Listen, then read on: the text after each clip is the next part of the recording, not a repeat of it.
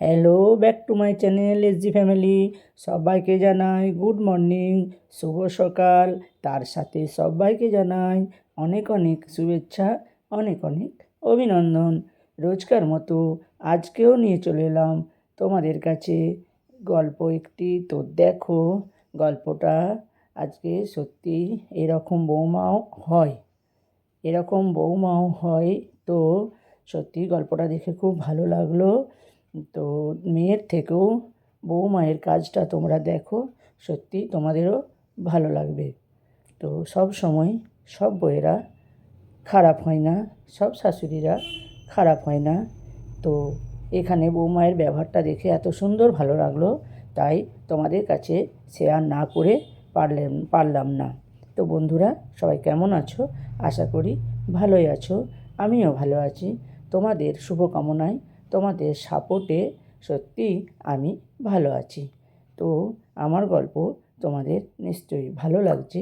আরও ভালো ভালো গল্প পেতে আমাকে সাহায্য করো, আর ভালো ভালো কমেন্ট করো, পাশে থেকো, চ্যানেলটি সাবস্ক্রাইব করো।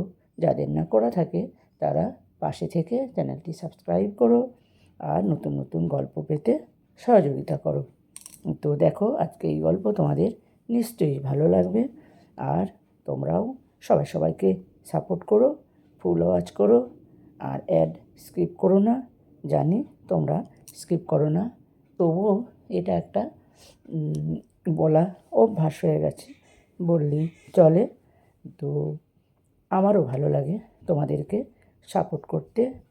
তো তোমরা মেন চ্যানেল দিয়ে ভিডিও দেখলে একটু সুবিধা হয়, তোমাদেরকে সাপোর্ট করতে যেতে দেরি হয় না বা অসুবিধা হয় না, এই কারণে বলছি আর কি।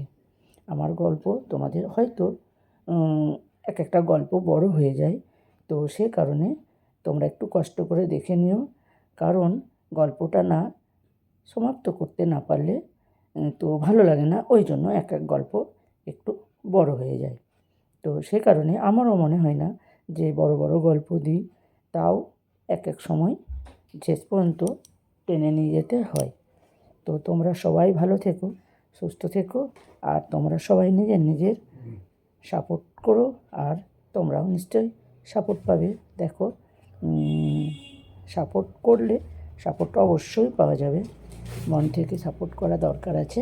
তো চলো দেখো আজকের গল্প, তোমাদের আশা করি সত্যি একটু অন্যরকম লাগবে, তাই তোমাদের সাথে এই গল্পটাই শেয়ার করলাম। তো এখানে বৌমায়ের ব্যবহারটা সত্যি খুবই ভালো, সেই কারণে এইরকম বৌমা ঘরে ঘরে দরকার। ভালো শাশুড়ি হওয়াও যেমন দরকার, তেমনি ভালো বৌমা হওয়াও অনেক প্রয়োজন আছে। তো দেখে নাও আজকের গল্প, আর সবাই ভালো থেকো, সুস্থ থেকো। আজ সকাল থেকেই বাড়িতে প্রচুর ঝামেলা শুরু হয়েছে আমার স্ত্রী ও মায়ের মধ্যে। মা নাকি ঘর থেকে লুকিয়ে তেল মশলা নিয়ে আমার বোনকে দিয়ে দিয়েছে, আর আমার স্ত্রী সেটা দেখে ফেলেছে, তাই মায়ের সাথে ঝগড়া করছে। আমি জানি মা মাঝে মধ্যে জিনিসপত্র লুকিয়ে আমার বোনকে দিত, মাঝে মাঝে আমার চোখেও পড়েছে, তবে আমি কিছু বলিনি। আর বোনের বিয়ে হয়েছে পাশের গ্রামে, তাই সে যখন তখন আমাদের বাড়ি চলে আসে, আর যখন আসে তখন টুকটাক জিনিস নিয়ে চলে যায়। তার উপরে মা আরো লুকিয়ে লুকিয়ে সব দিতেন। মায়ের এই স্বভাবটা অনেক পুরনো, আমি নিজেই মাকে অনেকবার বুঝিয়েছি, কিন্তু মা এই স্বভাবটা ত্যাগ করতে পারেনি। মা এসে আমাকে বলে, তুই কি বউয়ের ভেড়া নাকি? তোর বউ আমাকে এত কিছু বলছে, তুই তার প্রতিবাদ করছিস না। আসলে এখানে মা অন্যায় করছে, তাই স্ত্রী মাকে যা বলছে আমি তার প্রতিবাদ করতে পারিনি। আর আমার মাকে দেখেছি সামান্য সামান্য ব্যাপারে আমার স্ত্রীকে খোঁটা দিতে। আর কোনো সময় যদি আমার মা শাড়ি বা অন্য কিছু কিনে আনতো, তা সবটাই মেয়ের জন্য। আমার স্ত্রীর জন্য কোনো সময় কোনো কিছু কিনে আনতে দেখিনি। উল্টে আমি আমার স্ত্রীকে ভালো শাড়ি বা অন্য কিছু কিনে দিলে আমাকে অনেক বকাঝকা করত। কিন্তু একটা মজার ব্যাপার হলো, আমার স্ত্রীকে দেখতাম ঝগড়ার পর আমার মা রাগ করে থাকলে খোসামত করে ডেকে এনে মাকে খাওয়াতো। কারণ আমার স্ত্রীর মা ছিল না। মেয়েটার মনটা খুব ভালো ছিল, তাই আমি কোনোদিনই আমার স্ত্রীকে সেভাবে কিছু বলিনি। এরপর মা হঠাৎ একদিন খুব অসুস্থ হয়ে বিছানা ধরলো।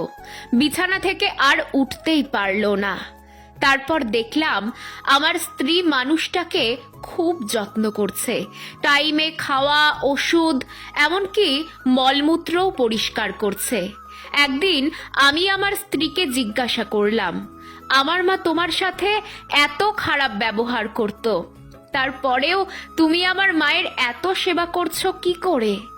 এই কথা শুনেই আমার স্ত্রী বলল, মানুষটা তো ভালোই, শুধু একটু ওই চুরি করে মেয়েকে জিনিসপত্র দেওয়ার অভ্যাসটাই যা বাজে ছিল, আর না হলে তো সব ঠিকই ছিল। এই কারণের জন্যই হয়তো আমি আমার স্ত্রীকে এত ভালোবাসি। একদিন আমার বোন মাকে দেখতে এসেছে। সেই সময় দেখা গেল মা বিছানায় প্রস্রাব করে শুয়ে আছে। মা মেয়েকে দেখে খুব খুশি হয়ে যায় এবং বলে, আমার শাড়িটা একটু পাল্টে দে তো, খুব কষ্ট হচ্ছে। তখন আমার বোন বলে, এ ম্যাগো, কি গন্ধ, আমি পারবো না, আমি তোমার বৌমাকে ডেকে দিচ্ছি। এরপর মায়ের ঘর থেকে বেরিয়ে যায়। মা অনেক করে বোনকে ডাকার পরেও বোন আর ঘুরে তাকায় না, পাছে পরিষ্কার করতে হয় যদি। তারপর দেখলাম আমার স্ত্রী এসে যত্ন সহকারে আমার মায়ের শাড়িটা পাল্টে দেয়। সেদিন দেখলাম আমার মা আমার স্ত্রীর হাত ধরে খুব কান্না করছে আর বলছে, পারলে আমাকে ক্ষমা করে দাও, তোমার সঙ্গে অনেক অন্যায় করেছি। তখন আমার স্ত্রীকে দেখলাম হেসে বলল, ওসব কথা বাদ দিন আপনি, মেয়ে কখনো মায়ের ওপর রাগ করে থাকে না, আপনি আগে সুস্থ হয়ে উঠুন তো তাড়াতাড়ি। কি সুন্দর না? আসলেই বৌমাকে সবসময় মেয়ের মতো করে রাখতে হয়, প্রয়োজনে মেয়ের থেকেও বেশি, কারণ সব বৌমা খারাপ হয় না। আর বৃদ্ধ বয়সে আপনার সাহারা বোধহয় মেয়ের থেকে বৌমা অনেক বেশি হয়, কি তাই না?